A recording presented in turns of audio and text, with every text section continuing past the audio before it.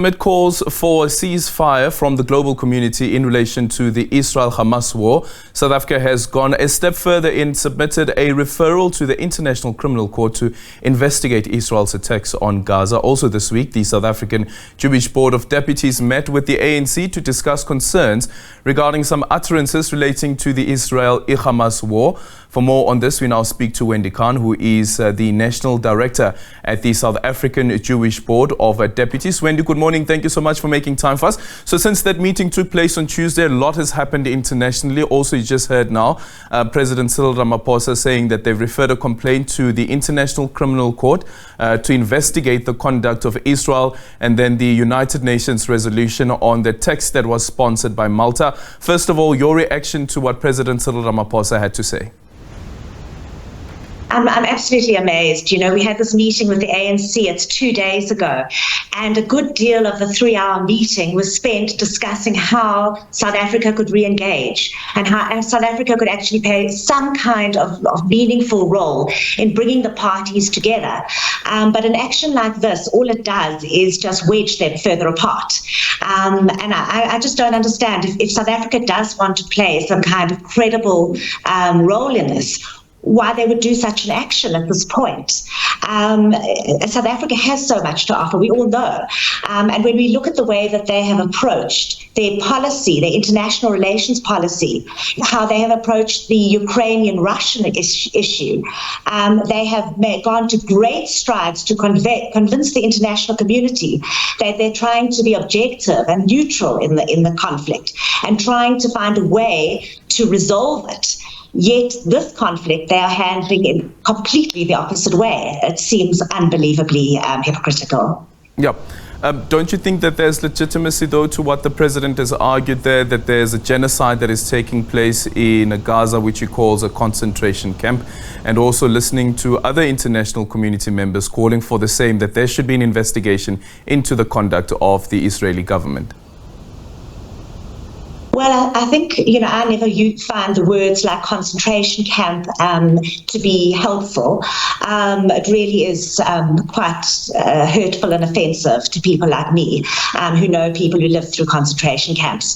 But I do want to say that what does concern me, and I have to question, was that on 7 October, when there was a concerted, systematic execution of people in Israel, when Hamas parachuted in, and they went to a music concert, and they systematically killed 268 people attending, when they raped women next to those bodies, when they cut infants out of their mothers' stomachs, when they burnt babies alive in ovens. The word genocide does come to my mind.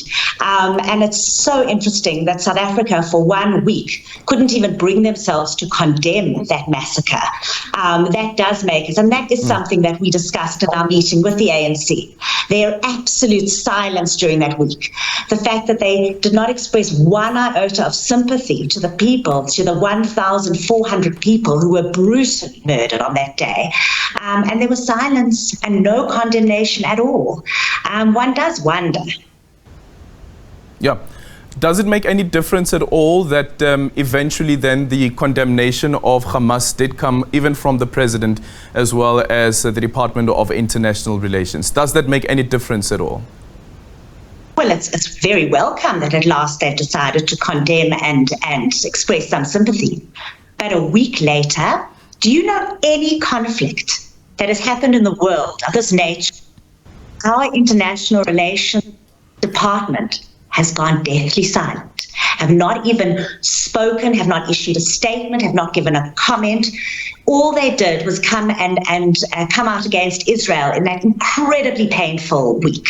There has not been one call to the Israeli ambassador. There has not been one call to the people of Israel, even the South Africans who were killed on that day. And we know, I mean, there was a granny who went to see her newborn baby down in the south of Israel, and she was murdered.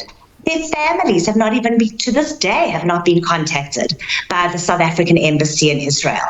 I find this all very, very difficult to understand. When you raised all of these issues with the ANC, what was their response? And can you tell us who was part of that meeting as well? The meeting was headed by the Deputy Secretary General, Nomvula Mokonyane, and also the Treasurer General, Gwen Ramokgopa. And I must say, we did feel heard when we raised these issues with them and the incredible hurt that South African jury felt during that week. We felt very, we felt that our government was really not supporting us. Besides the Israelis, they were not supporting us in any way. And we really did feel heard. And there was an acknowledgement that that could have been done better. But, you know, still today, and the other issue that we did raise with them was intimidation against South African jury at this point. Just to let you know that our anti-Semitism levels in this country have skyrocketed by 89%. So just to give you some of the statistics, normally in this period there would have been 9 incidents. Today we have 89 incidents, and some of them are violent. And our government has chosen not to come out at all in terms of these issues and in terms of trying to support our community at a very, very difficult time. There is intimidation in terms of threats on Jewish businesses. For Jewish people, we remember the 1930s where our businesses were targeted. This is unacceptable. Why would you come out against Jewish businesses in this country, Jewish businesses that have contributed to building up an economy? This is very, very upsetting for this community. Yeah. Wendy, do you think that there's also the possibility of conflating the two, that in one end you're condemning the Israeli government and people who are actually in support of the action of the Israeli government, and then turning that into arguing that it is anti-Semitism, when in actual fact the issue is here with the Israeli government, not necessarily Jewish people? Yeah, well, maybe you can suggest that to the people that are targeting the businesses. This is not, you know, whatever your anger and whatever your frustrations and around the Israeli, go to the Israeli embassy. Don't take it out on South African jury. 2 weeks ago, on our Sabbath, our very holy Sabbath, the PSA, the Palestinian Solidarity Alliance, chose to march on a Jewish area on our holy Sabbath. That's outrageous to target South African jury for something that is happening on another continent. And whatever your views are on that, this is unacceptable. Yeah.